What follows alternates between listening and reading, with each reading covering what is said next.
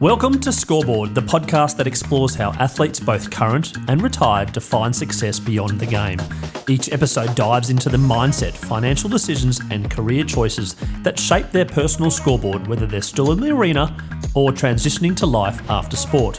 From victories to challenges, we reveal how athletes take charge of their own paths and decide what truly matters on their scoreboard of life. I'm your host, Chris Titley, and welcome to Scoreboard. Welcome to Scoreboard. Today we're joined by Nathan Hauritz, former Australian Test cricketer that has come into the studio here in Brisbane. Nathan, thank you so much for being part of this series. Not a problem, mate. Thanks for having me. Nathan, I'm going to start with the very high-level question around what has defined success as a professional sports person, going back to your childhood, being a professional cricketer now, looking back into your life. What was success? What did success look like as a child to you? Look, I think as a child it was getting that opportunity to hopefully represent Australia. When I grew up, it was always about wearing the baggy green, lived and breathed it every day. No matter what I was doing, I just wanted to play cricket for Australia. And a lot of those players growing up, David Boone was my idol. Players like Viv Richards as well. Yep. And no helmet. It was completely different back then. So for me, that was probably the ultimate success that I could eventually have. And the interest in cricket, where did that begin? Yeah, look, it's my granddad's farm, Kingaroy. So I was only about 4 or 5. He used to play a little bit of cricket back out there, and we used to have a lot of family days on a Sunday. My whole family, all the relatives lived around Kingaroy, Mergen, that sort of stuff. So every second Sunday we'd be out there and we'd play cricket, and it was a huge acreage, and just go there, play, and I would always just want to bat. I was always told that I was such a annoying little kid because I always just wanted to bat. Wanting to bat, what was it about batting that you enjoyed the most as a child? Oh, look, I think it's just probably as a child you're the centre of attention. Yep. When you're doing that, and the ability and the feeling that you could hit the ball as hard as you could. And I just really enjoyed that. And when I didn't really bowl much when I was young growing up, I did eventually, but yeah, that feeling of just standing there, hitting the ball all the time, didn't have to do anything, didn't have to chase a ball. And I think a lot of kids start out like that. They just, it's just throwing the ball to me and you just whack it back at them. Was there a moment in your youth where you maybe met someone or you saw something that was like, I just want to keep going and keep playing cricket? Was there some memories there from your childhood? Oh, look, I remember starting out really young. I started in Hervey Bay. We had it was under 9s and under 13s, and then under 11s, under 13s, and then under 16s. We didn't have heaps of teams, and my first game ended in tears because I got out first ball. But I just remember snippets of the game being so fun, and our teams. Back in the day was Hayden was a team, Border was a team, Bradman. So he had all these names, and it just personified who I followed as an idol. And I had so many good memories about being even away from the game. I used to practice by myself, throwing a tennis ball against a brick wall, and have ABC Grandstand up, listening to the test matches. And the sound of summer, Jim. Yeah, it was just amazing. And that was me. I just loved, I could do that all day, every day. And I think that's probably where the love started. And just watching cricket at home, with my family, mum and dad, we used to bring the TV into the lounge room because we only had one TV. Have to move it with the coat hanger, the aerial? Pretty much. It was just like that, and I think you grow up and you watch those games when Australia's defending 200 to win or whatever, and how they played, that just stuck with me for the rest of my life. And as you grew through your youth and got picked in teams and selection, etc., and you mentioned you got a duck in your first game, in terms of the harshness of reality of being selected, can you talk about that as a junior, of missing out on some particular teams? Yeah, probably the most prominent memory it was an under-12 team. You might have even been playing in the championship, I'm not sure. It was a Wide Bay. We were trying to get picked for Queensland. I think it was Queensland schoolboys. I reckon Stevie Paulson played. Was it Maryborough? No? There was a Bundaberg one. Yep. I definitely played against you in Maryborough. I remember that. Yep. There was a Bundaberg one. I'd played a couple of years for Wide Bay, and I was starting to become a pretty decent batter, and I was sort of batting 5 or 6. I was bowling a little bit, and I had a really horrible tournament, and I might have only scored 100 runs, and it wasn't a great tournament. I didn't get picked for Queensland, and I had all these hopes as an under 12-year-old to get picked. So Watto was there, Shane Watson, Stevie Paulson got picked, a lot of these other guys, and I remember I was just absolutely shattered. drive back from Bundaberg to Harvey Bay was about an hour and a half, and I was just in tears the whole way. 90 minutes of distraught. Yeah. And look, Mum and Dad tried to console me the best they could, and I remember that moment was just so vivid that every other selection after that as a young kid growing up, I just know that I had to work harder and harder and harder.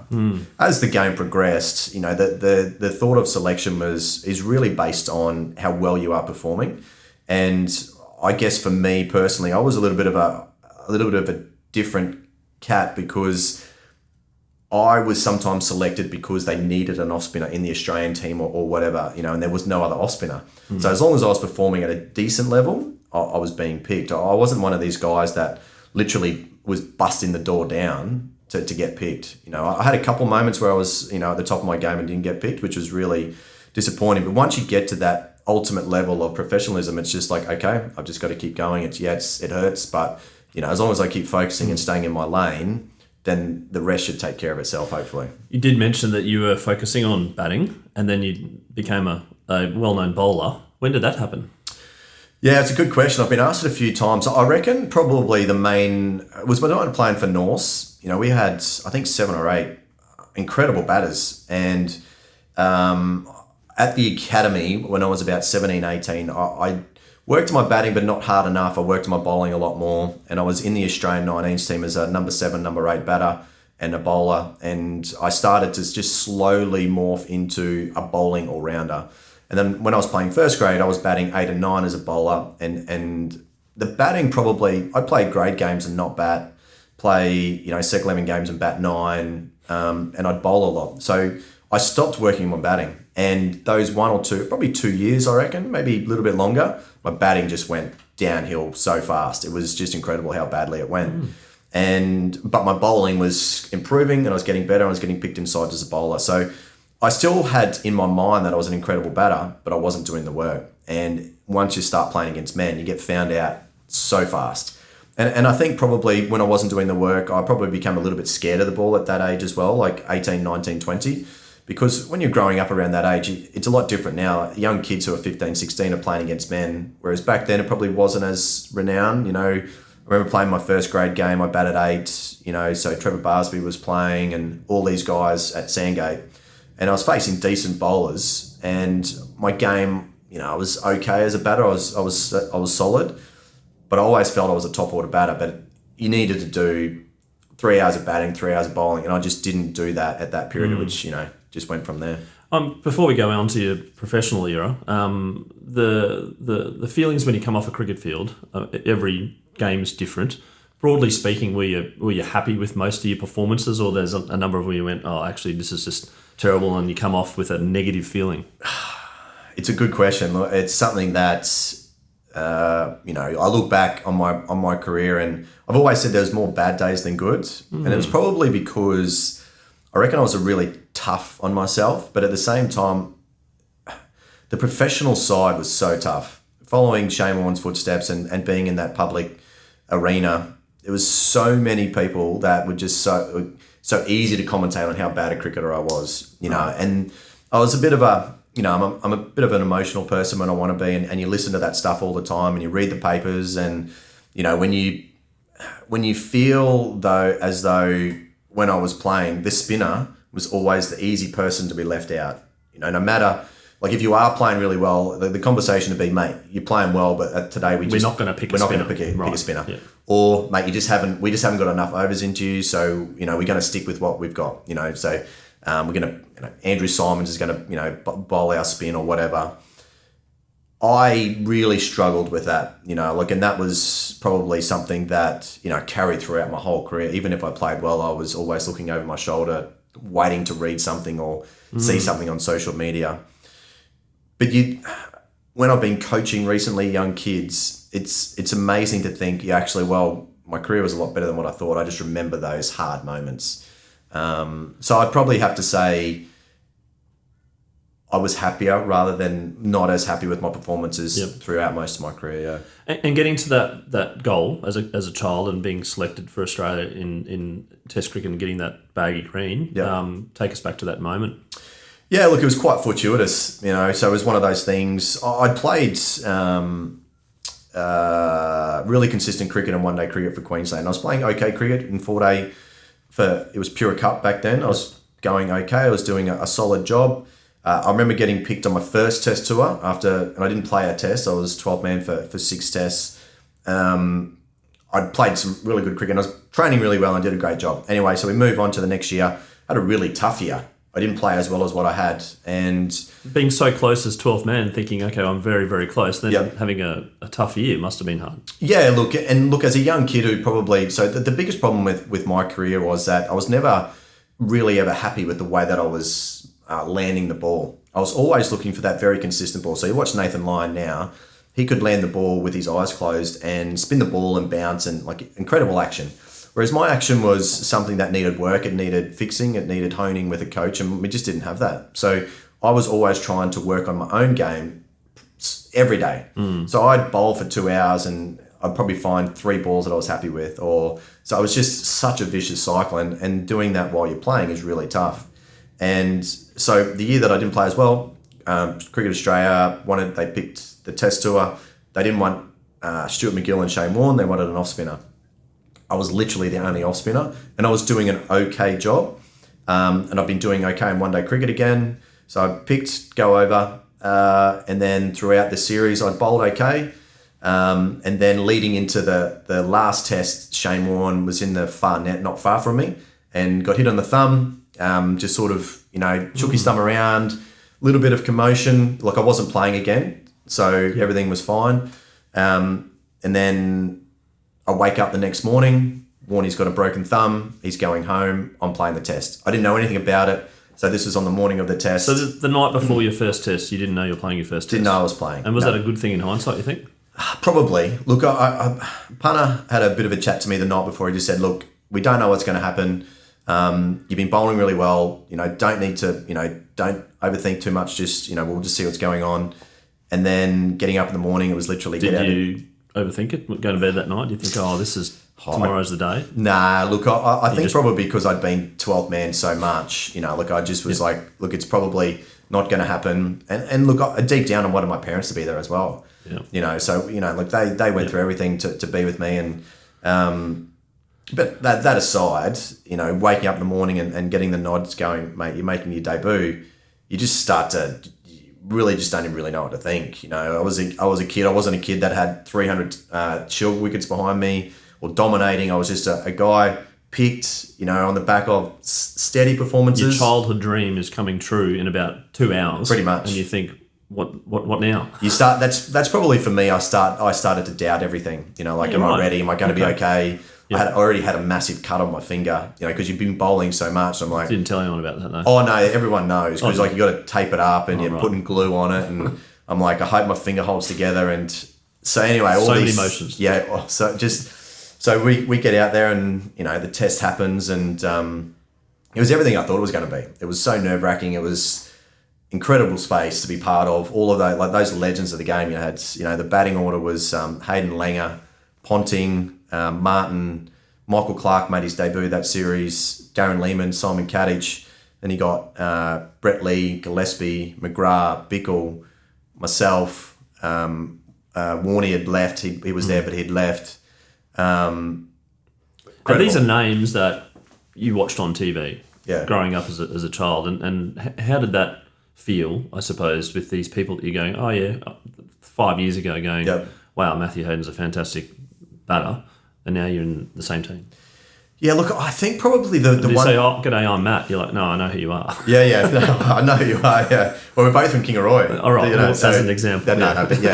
So, look, probably the biggest thing I took for granted was, because I'd been around the group so much, was the camaraderie and how relaxed it was outside of playing the game. Look, I'd been in the inner sanctum a few times. I played the few one-dayers, so I understood the nervousness and the professionalism about the game. But I remember sitting with Haydos and he just said, look, Test cricket is just the next level. It's nothing like one-day cricket. One-day cricket's good, it's fun, but when you go to Test cricket, that's when everything just gets, just exemplified. And being out in that field and how just professional and how everything was structured and run and how we had to adapt and be part of it, I very much just I didn't get into the moment of this is Test cricket. Like I'm like, this is pretty cool. So the I'm focus having fun. was so on, your own, I suppose, executing what you'd thought and everything around it and soaking up the atmosphere that you didn't actually stop to realise and go, hang on a second, I'm in the middle here. And there's millions of people watching me. 100%. Look, and I was very lucky. First innings, because we played on, it was that old Wankhede Stadium, and the wicket was almost rolled mud. The groundsman eventually lost his job after this game. First day was washed out. We went on the second day. We bowled first. We'd rock and rolled them for, I think it was like 120 or it was 100. And it was so hard for them to bat. I was bowling, it was spinning miles. I took 3 wickets. I was like, this is pretty cruisy. Like I didn't have to bowl to anybody of real significance. But then when I went out to bat, as I was sitting there padding up, I was just waiting and, the game was getting on and we were getting out left, right and centre. You can imagine facing their spinners. I remember Buck coming over going, look, because Mardo was batting. He goes, look, Mardo's in there, just rotate the strike. You're a good player, just relax, enjoy. It's going to be quite nerve-wracking. Then literally as I walked out, I remember literally just being swallowed whole by the feeling of the Indians around me, the crowd, and Anil Kumble running into bowl. And I just didn't, he didn't switch on laser focus straight away. I was like, okay, cool, I'll be right. I'll just, So first ball, bang, spun miles. I'm like, I'm in massive trouble here. Second ball thrown up, tried to hit it over long on's head, out. Like I was caught mid on. So second ball duck in my first innings of Test match cricket.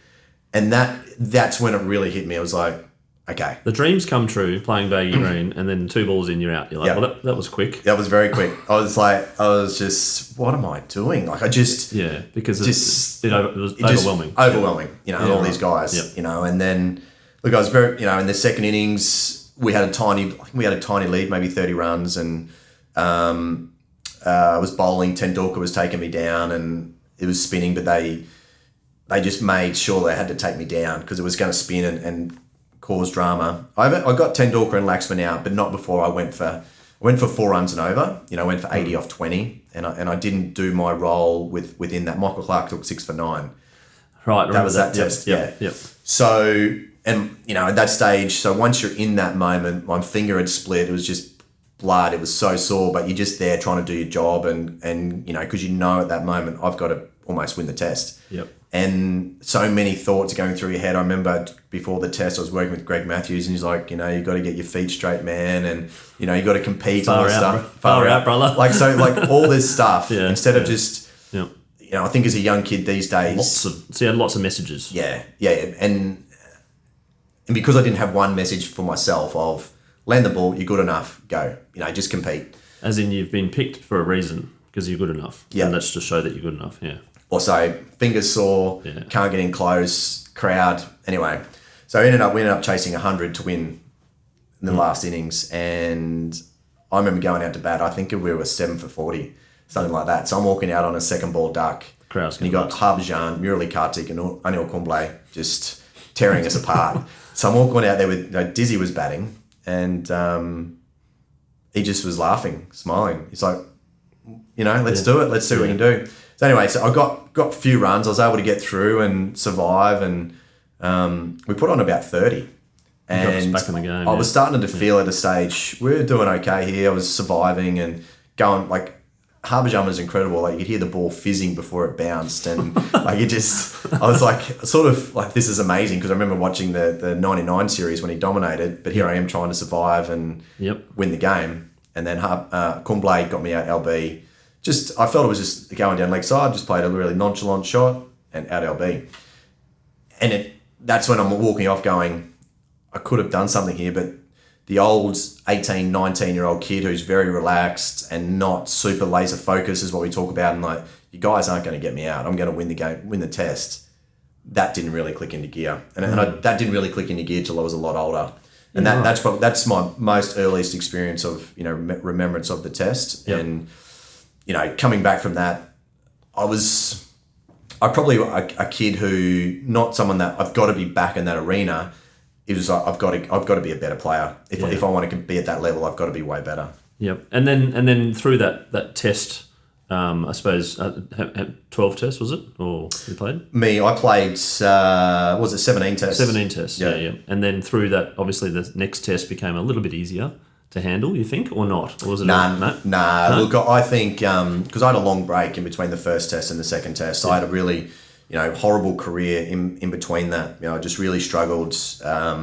When I talked about earlier, that technique, my bowling technique was so bad. I was changing, I was doing things. I was never somebody just to be able to do the consistency correct. I just couldn't do the right things. So that second test, same thing, come out of nowhere. Jason Krazer had just taken wickets in India, played in Adelaide, rolled his ankle in Adelaide. They'd lost, played in Perth, and then he didn't bowl well again. And then in Adelaide, he rolled his ankle in the warm-up, in a warm-up. Yep. So I'd been playing for New South Wales. It was my second year in New South Wales. I'd played really well down in Adelaide the week before. I bowled to Yusuf Khan, old Pakistan player, and I just was so good. My game was just on point, and got a phone call coming back from Pete Forrest's dad's funeral. Yeah. And my phone had rung 4 times, private number. You weren't going to answer it. Wasn't going to answer it. No. Anyway, so then was told, got a phone call, said, Nathan, you've got to pick up the phone because Chairman Selectus is trying to get in touch with you. Anyway, spoke.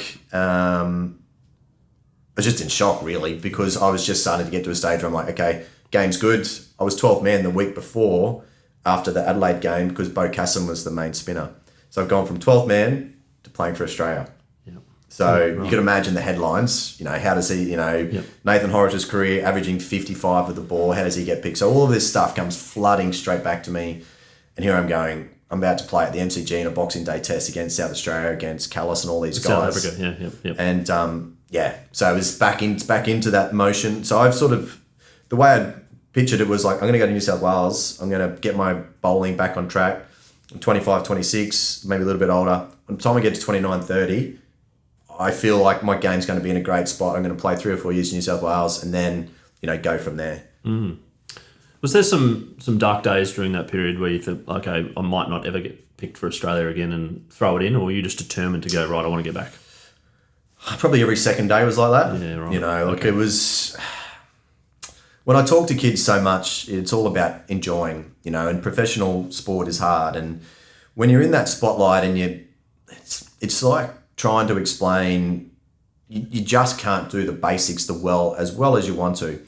I could land the ball in the right spot. I could be a defensive spinner, but to get to the next level, I needed to be able to get the seam into a certain position. I needed to be able to get more revs on the ball and all that sort of stuff. And growing up, we didn't have a spin bowling coach. We don't have everything we do now. We don't have somebody to go, okay, Nathan, your revs are at 1700. Let's get you to 2200 in 2 years' time. To do that, we're going to put this program together. Yeah, right. It was nothing like that. Yep. The coaches were like, oh, mate, you'll be all right. Just keep bowling. You'll be good. You'll be fine. The wickets will come. I wonder how many times you've heard that. Mate, 10,000. Just keep bowling. The same thing too when you're at Queensland cricket. Like, no offence to the system or anything, it was fast bowling. And if I wasn't a good enough spinner to capitalise on my opportunities, I'm going to be left behind very quickly, which is fine and fair. But as a young kid who'd played for Australia, I had a massive chip on my shoulder that felt that I'd earned the right every week to bowl 15, 20 overs. So that was my biggest downfall. And when I made the move to New South Wales, it was purely on the fact that I wanted to become a better cricketer. And I felt that in that system, they had an incredible setup, spin bowling coaches, spinning wicket. Yep. And I'd give myself the best chance of playing for Australia. And down there, I want to do it. And then through the 17 tests and then your last test, did you think that might have been your last test, or was it brutal that you potentially got dropped? Do you have a recollection of that? Look, it was horrible I got the phone calls at IKEA that I'd been dropped. Hardest part leading up to that 2-test series in India, I'd come back from a stress fracture so I was out of the game. And I was trying to get so much bowling in me before the Indian series, because after the Indian series, we had the Ashes here in Australia. So you're thinking in your head, if you get picked for that, you probably didn't do well. Yeah. So I was already going to India. Yep. So I was like, okay, I've got to get my bowling. And I just wasn't ready. I just wasn't, physically ready. With the injury, you think? Yeah. There was no pain or anything like that, but I just, wasn't fit enough and I wasn't bowling consistent enough. So didn't bowl well in India, got dropped.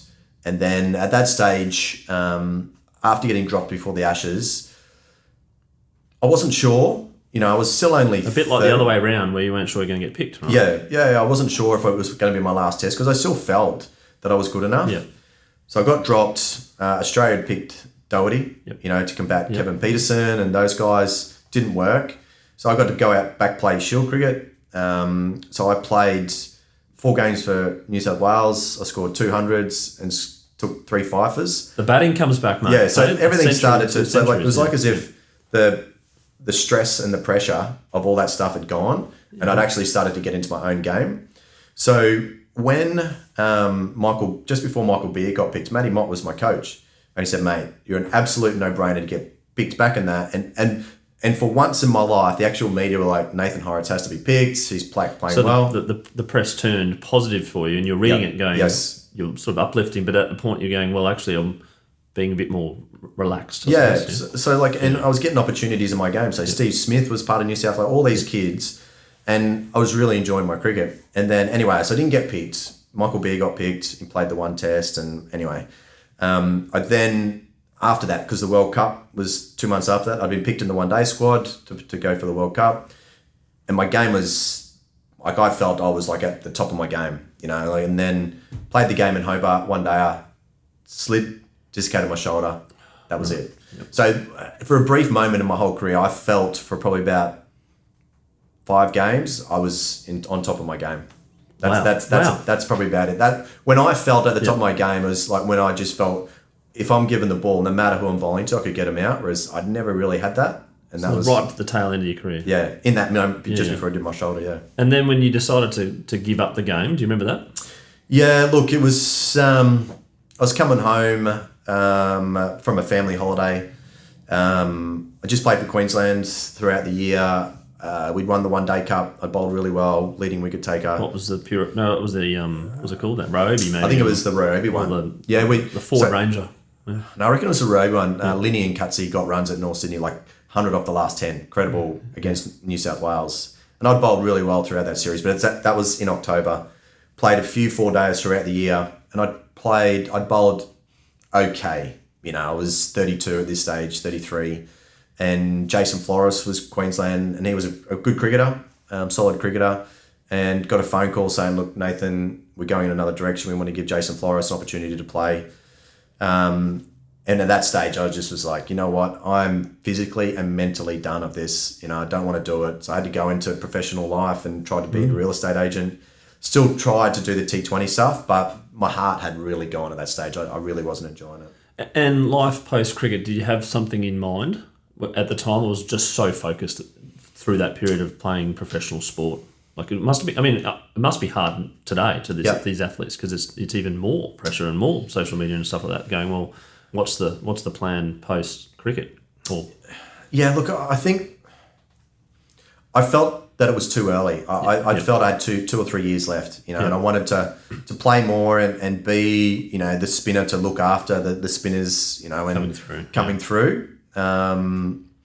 And I felt that property was going to be my way into professional life after it, because I really enjoyed investing in property.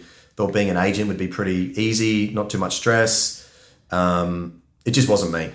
I'm not a huge salesman as per se, but the idea of doing work on a Saturday and then having to do it Sunday and always dealing with people, it just didn't work out. So after like 4 months, I was done being that, where I think these days there's probably enough money in being a young cricketer that you can set yourself up well enough. And you can, when I was there at the end, it probably wasn't enough. It was there if you're a decent cricketer, but if you're starting out now, I think you got a decent career, and there's enough people around, ex-athletes, in my opinion, that are always there trying to help out the young kids and go, look, yes, you're only 21 and yes, you probably could play for another 15 years. Worst case scenario is you do something tomorrow, you're never going to play again. Let's start to just plan for that moving forward. Yeah, so there's a bit more support now. And just speaking of support, all the way through those dark moments, did you have your crew? Did you have your people that never gave up on you?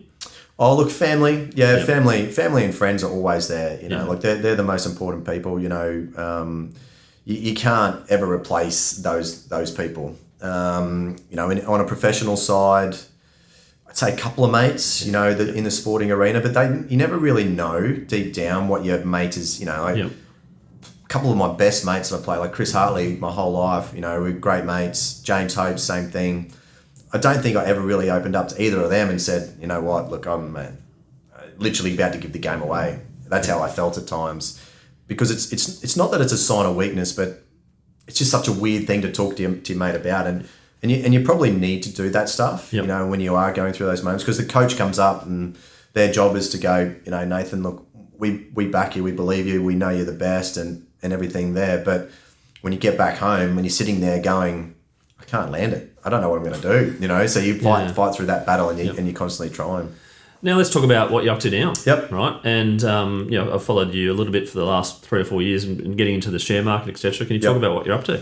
Yeah, look, I work for a company, so Spark Plus. You know, they're a corporate advisory investor relations firm that's based in Singapore. So it's sort of fortuitous getting that opportunity. The CEO and founder, Omar Tahiri, is a mad cricket man. We connected years ago. I created some online courses and just stayed in touch ever since. And he gave me an opportunity to, I guess it's sort of like a BDM, you know, working in that industry to start with and learning the ropes. And so what we do is really just work with companies and that need under, you know, about 150 mil market cap that need to promote their business, and getting into Asia's our specialty. And for me, it's very similar to sport, you know, because all these industries, they're all striving to A, be the pinnacle of what they're trying to do, look after, you know, their team, which is their shareholders and everything like that, and B, try and make an impact. Try and make an impact. So for me, that it's been very similar, and I've really enjoyed that. And, you know, moving into a role of, you know, managing a team as well now moving forward, I've really enjoyed it. And the goal of playing for Australia as a kid, now you're in your early 40s. What's the goal now? What are the priorities now? It's such a good question. You know, I've sat down so many times and thought about it, and I think for me, you know, there's been a few things in my private life that have happened, you know, with my mum. For me, I don't know if I've ever really had a goal professionally outside of cricket. I think being a coach first, the goal is to make sure that whoever I'm coaching in that hour, I can provide a lasting impact, so that if they believe that they can play for Australia or go reach whatever that dream is, I'm going to do everything I can to help them. You know, it's the smallest impact, and every kid that I see, you know, whenever I played, I was always the same. Professionally, as in my role now, you know, the goal is to really just to enjoy life. Yep. And it's a really cliche statement, but I can relate to that. We work so hard, we work so many hours that I want to be making sure that I'm doing everything I can for the company and working with them. But for me, once it starts to overtake a part of my life that, you know, I'm 43 now, you know, if I start to eat into stuff. I said early 40s too. I'm 43 too. So we're not mid yet. We're just there. So yeah, look, I think ideally involving Spark with athletes, you know, we've spoken about that stuff before, but it's honestly, it's just a very, you know, simple statement, just enjoy life, do what I can and try and make an impact. The difference between like coaching a kid, seeing them progress, and then seeing a company and seeing them progress, not much, do you think? Or? No, look, it's not probably prosperity, you know, following someone's career path, or saying there's a 12-year-old kid that I've coached and now they're 16 and get picked for Queensland 17s. Wow, this is like, it's the warm and fuzzy, right? Yeah, it's you know, look, I coached some under 12 kids this year as a team, and seeing how they progressed over a 16-week period, it was incredible feeling, you know, and just being part of that is amazing. And I've only been in the industry now about 18 months, you know, and you've been working with different companies and see the highs and lows of being in the public market. It's very tough, but you also see the work that goes into what they do, and it's exponential how much work these CEOs and MDs do. And you want to be there as much as you can, so that when they do have that announcement, when they do hit that milestone, we've been part of that, and we want to keep riding that journey and be with you as much as we can. You know, I think it'd be amazing eventually that, you know, Spark Plus has more offices around the world, you know, so that we keep growing and keep expanding. But I think at the moment, Omar does an amazing job. A few last questions. I'm going to throw some words at you and you can describe whether you are that person or not. Okay. Patient. No, definitely not. When I played, patience should be as a spinner, the main thing that you do. Yep. I was always one of those guys that would bowl 4 balls in the one area, then the 5th ball, I'm like, well, he's only blocking, so I'm going to come around the wicket and see if I can get something else. So definitely not. Resilient? 100%. I've been through absolute chaos, you know, throughout my career with regard to media and injuries, and as a lot of us do, and you keep fronting up. That's the best definition I can get. Confident? I'd like to say yes. I definitely wouldn't have been as confident as probably what you need to be as a professional athlete. You've got to have that little bit of bluff about your game, and even when things aren't going well, you've got to not show it. And that was probably one of my biggest downfalls. Funny? Always, that. Empathetic? I am now. When I was going through stages of my career, I definitely wasn't empathetic, but being out of the game now, working around kids and seeing a young kid cry or have a temper tantrum because they get out or whatever, I understand, it comes from a place they want to do well, they want to have fun, looking, we were once that age and go through different things and, understanding that for sure. Excellent. Nathan, mate, thanks so much for coming and having a chat today on the Scoreboard, the podcast, and I really do appreciate you opening up about your life in professional sport and beyond professional sport, which is equally as important, and now enjoying life. Thank you, mate. Pleasure being on here. Thanks, bud.